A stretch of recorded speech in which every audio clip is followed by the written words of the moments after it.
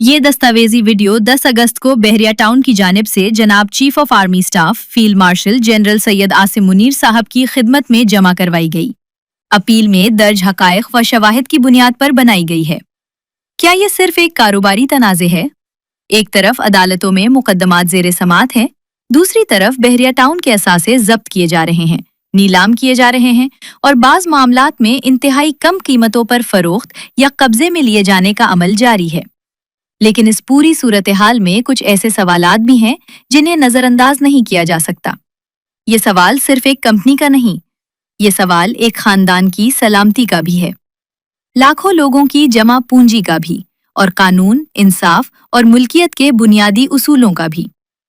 गुज़िश्ता कई दहाइयों में बहरिया टाउन ने मुल्क भर में बड़े पैमाने पर रिहायशी व शहरी मंसूबे मुतारिफ करवाए, लाखों लोगों को रिहाइश फराहम की, लाखों अफराद के लिए रोजगार और कारोबारी सरगर्मियों के मौके पैदा किए और इंफ्रास्ट्रक्चर, तामीरात, सेहत, तालीम और फलाही सरगर्मियों में सरमायाकारी की। बहरिया टाउन के बानी मलिक रियाज हुसैन ने भी अपनी जिंदगी के कई अशरे पाकिस्तान में तामीरात, शहरी तरक्की और सरमायाकारी के फरोग के लिए वक्फ किए। इन मंसूबों के जरिए मुल्क के अंदर अरबों रुपए की सरमायाकारी, रोजगार और मुआशी सरगर्मी पैदा हुई, जबकि टैक्सेस, ड्यूटीज और दीगर कानूनी अदायगियों की सूरत में कौमी खजाने में भी खतीर रकम जमा कराई गई। लेकिन इस सब का क्या सिला मिला? मलिक रियाज हुसैन और उनके खानदान के हवाले से इस अपील में एक इंतहाई तशवीशनाक सूरत हाल की निशानदही की गई है। अपील के मुताबिक मलिक रियाज हुसैन और उनके अहले खाना को संगीन धमकियों और मुबैना हरासानी का सामना रहा, यहाँ तक कि अपनी और अपने बच्चों की हिफाजत के लिए उन्हें पाकिस्तान छोड़ने पर मजबूर होना पड़ा। इन धमकियों के हवाले से FIR भी दर्ज हुई, मगर अपील के मुताबिक मुअस्सिर कार्रवाई न होने पर मामला अदालत तक पहुंचा, जहां अदालत ने FIR बहाल करने का हुक्म दिया। इसके बावजूद अपील के मुताबिक ना मुल्जिम की गिरफ्तारी अमल में आई और न ही मुअस्सिर तफ्तीश सामने आई। सवाल ये है, अगर अदालत FIR बहाल कर दे तो इस पर अमल दरामद कब होगा? अपील में मलिक रियाज हुसैन के भाई के मामले का भी जिक्र है, जिनके बारे में खानदान का मुवक्किफ है कि उन्हें मुबैना तौर पर उठाया गया, कई माह तक उनका सुराग ना मिल सका और बाद अज़ा शदीद बीमारी और कमजोरी की हालत में उन्हें इंतहाई तकलीफदेह हालात का सामना करना पड़ा। यहाँ सवाल बहुत बुनियादी है, क्या किसी कानूनी या माली तनाज़े की बुनियाद पर किसी इंसान की इज्जत, इलाज और जिंदगी को खतरे में डाला जा सकता है?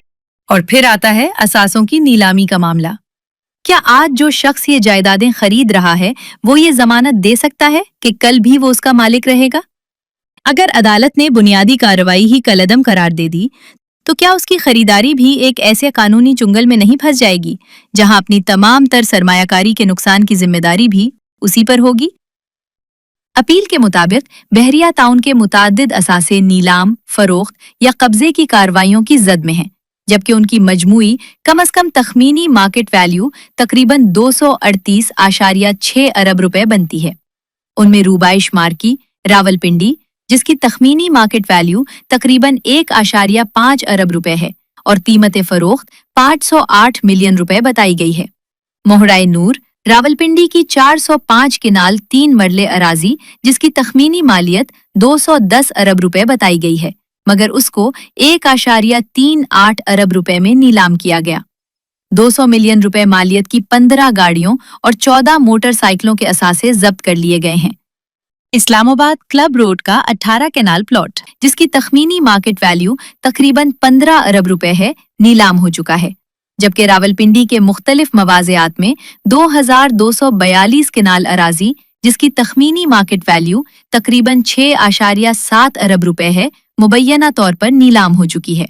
इसी तरह रावलपिंडी का मीडिया हाउस तकरीबन 2 अरब रुपए मालियत की जायदाद और मौजे किथड़ मरी की 528 किनाल अराजी, जिसकी मालियत तकरीबन 3.2 अरब रुपए है, की नीलामी के इश्तिहारात भी जारी हो चुके हैं।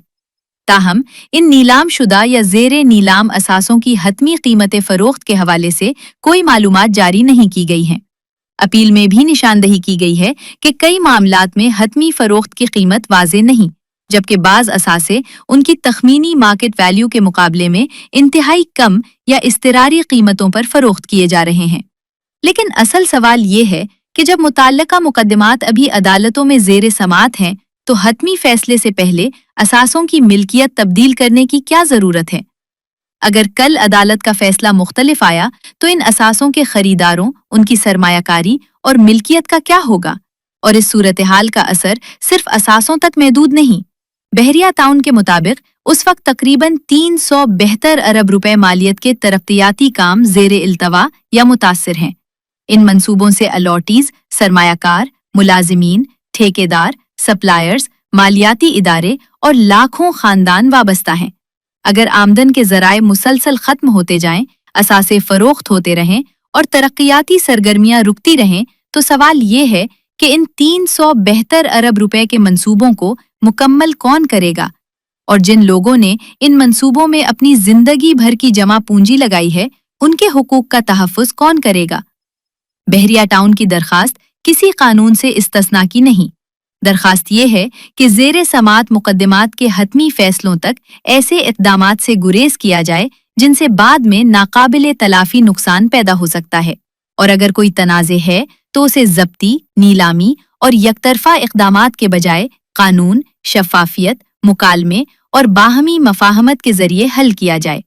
क्योंकि मामला सिर्फ बहरिया टाउन का नहीं, ये उन लाखों लोगों का मामला है जिनकी जमा पूंजी और मुस्तकबिल इन मंसूबों से वाबस्ता है।